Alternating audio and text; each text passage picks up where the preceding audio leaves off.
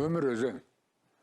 Тіршілік толқындары небір сұрақтарды алдыңызға күн тәртібіне көлденең қоятынын біз білеміз. Бәлкім сондықтан да болар. Бізге сеніп сұрақ қойдыңыздар, оған сіздер лайықсыздар, ал жауап беру біздің міндетіміз. Қазір заңгер кеңесіне құлақ тұрыңыз. Баламды көшеде темек тартқан үшін полиция ұстап әкетіп 5 сағат бойы ұстап отырған. Ақырында қоғамдық орында темек тартқаны және темекі тұқылын тастаған үшін деп әкімшілік айыппұл салған. Бұл қаншалықты заңды? Әкімшілік кодекстің 441 бабына орай жекелеген қоғамдық орындарда темекі бұйымдарын тұтынуға тыйым салынады. Оны бұзса 3 айлық есептік көрсеткіш мөлшерінде айыппұл салуы мүмкін. Егер бір жылдың ішінде тағы да қайталап жасайтын болса, онда 6 айлық есептік көрсеткіш мөлшерінде айыппұл салынады. Әкімшілік кодекстің 879 бабына орай ұстау негізі 3 сағаттан аспайтын мерзімде болу керек.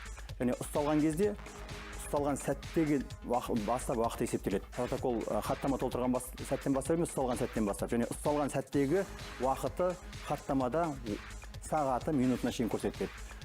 Сондықтан, егер де ұсталған адам ниет білдіретін болса, туысқандарына жедел түрде хабарланады. Егер де ол кәмелетке толмаған бала болатын болса, онда заңды өкіліне, яғни ата-аналарына, ата-ана болмаған жағдайда басқа да заңды өкілдеріне жедел түрде хабарлануы тиісті.